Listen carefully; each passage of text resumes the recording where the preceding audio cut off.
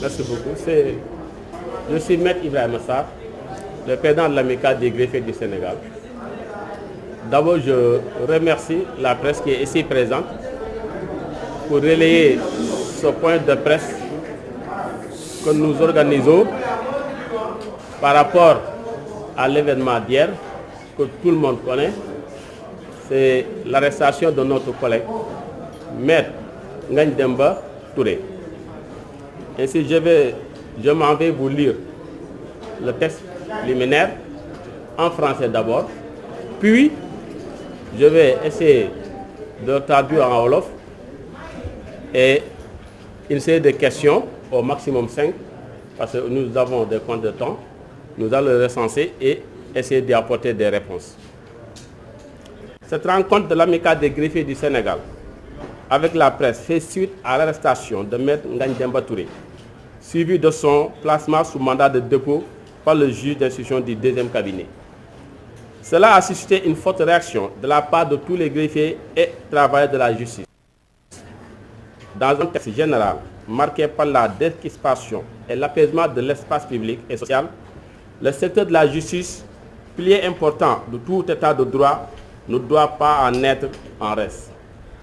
À la place, ce secteur est marqué par des grèves cycliques dues à la non-satisfaction des revendications des travailleurs de la justice. Puis, ces derniers ont constaté avec désolation et émoi un acharnement sur l'un d'entre eux, Maître Ngagne Demba Touré. Il a été arbitrairement affecté, poussé à l'exil et mis aux arrêts dès son retour en toute violation des règles liées à son statut de greffier. Ainsi, il sera question d'aborder, entre autres aspects, l'acharnement et les poursuites inopportunes et subjectives sur la personne de Maître Ngagne Demba Touré, ainsi aussi un plan d'action des syndicats sur proposition de l'amicale et celle des agents de la justice pour sa libération totale. Merci. Je m'en vais pour le wolof. Donc, man la Maître Ibrahima Sarr, président amical des greffiers du Sénégal. ñu ngi nuyu ñëpp di leen di sant ci seen teewaay yéen waa presse bi pour mën a àggale suñu baat ci opinion bi. li xew na mooy li ñëpp umpul muy dëmb arrestation Maître Ngagne Demba Touré, greffier de son état.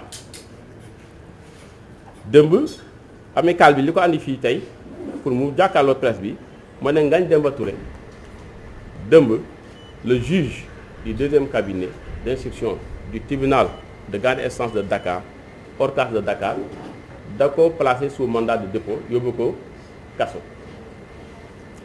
loolu nag taxoon na képp kuy liggéeykatu justice ak ñun ñi nga xam ne ay naataangam lañ greffier mu am benn réaction bu forte bu ñu defoon. Naturellement il relève de notre corporation si suñu naataanga la bokk te nit ku ne aussi sa mbokk nga am loolu bi mu amee nag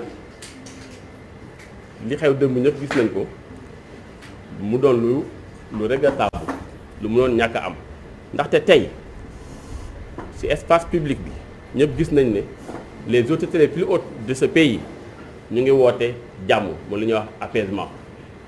kon bu ñu demee ba lii am dafay gën a andi ay jafe-jafe lu tax ndaxte secteur de la justice ci boppam umpule ne temps yi yëpp dañoo nekk ci grève bu métti parce que dañoo am ay revendications yu ñu doon laajte ba léegi amuñ ci satisfaction.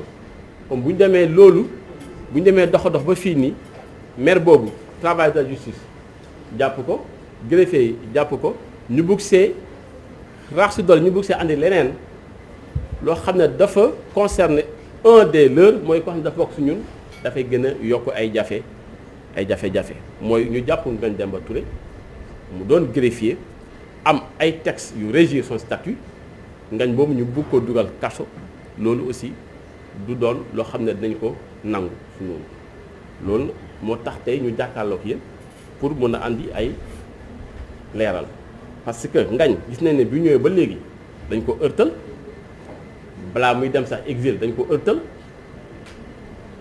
mu ñib si ñu téye ko d'une manière boo xam ne statut permettre ko daal di ko jébbal kaso loolu nag mënuñoo toog rek croiser les bras loolu moo tax te amical bi jàpp ne acharnement la ërtal la parce que poursuite yoonu mënoon nañ bañ a am si ngañ vu son statut tax na aussi amical bi jàpp ne ñaari syndicats yi fi nekk aussi dañoo war a mettre en place un plan d'action loo xam ne dina tax ñu poser acte ba ngañ mun koo libérer ci jàmm loolu daal moo nekkoon li ñu leen jotal li ci ay kàddu léegi nag nous sommes ouverts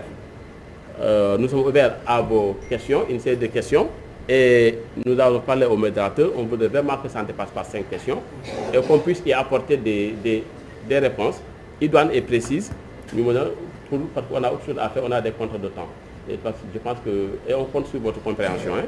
Merci. Donc, après les deux versions, nous allons faire une série de 5 questions, que ça soit en wolof ou en français. Il va essayer de résumer ça. Si c'est en français, il va le résumer en wolof. Série de 5 questions, c'est bon. Alors bonsoir monsieur, je suis Massamba Kamara de Love TV. Alors ma question c'est de savoir, aujourd'hui qu'est-ce qui fait, n'est-ce pas, que ce monsieur, est-ce que vous connaissez, n'est-ce pas, les raisons pour lesquelles il a été inculpé, les raisons pour lesquelles il a été, n'est-ce pas, inculpé d'être en prison aujourd'hui. Et qu'est-ce que vous demandez en tant qu'amical? Merci. Est-ce que vous attendez d'ailleurs? Voilà, c'est ça.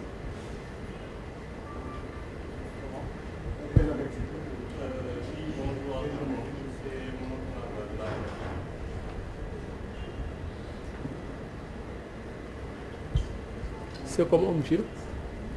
Oui, c'est Massamba Kamara. Massamba Kamara. De quel organe? De Love TV. Ah, d'accord. Massamba Kamara. Présentez-vous. Ah, d'accord. Est-ce qu'on peut avoir quelques détails sur ce plan d'action? Une autre question?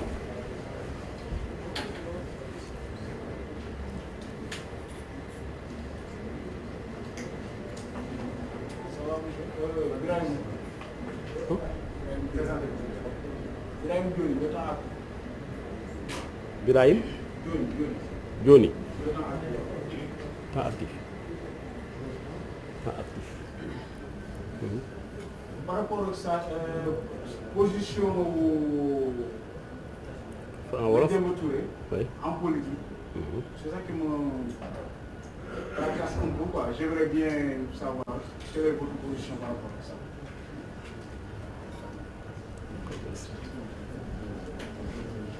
Donc on peut répondre à ces trois questions en attendant.